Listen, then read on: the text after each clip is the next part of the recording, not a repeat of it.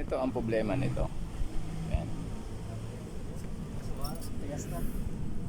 Ito nakayakap ang mga problema nito. Mga butas na ganyan. Tsaka to, isa sa mga problema. Yan. Ang iksi nung overlap sa unahan. Yung sagad ah. Oo, sagad na sagad yan. Yan ang problema niyan. Kaya ang lakas ng tagas niyan. Oo, pag overlap sila.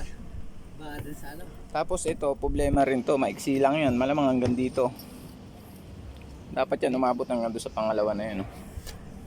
Yung mga nakaangat na yan, dapat to hindi ganito. Ito mga to. Yan. Mga doktungan. Hindi pa papalitan bubungin to. Makapal pa to. Ito? Ano ba sabi? Kapalkan daw? Oo. Dito papalitan. Ganda-ganda pa ng yero eh. Oo, produkto ka lang siguro dito. Ha? Produkto ka lang. Ganda to.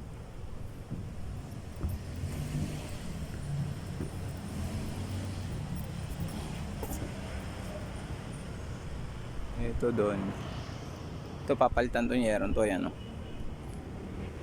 ang isa sa problema.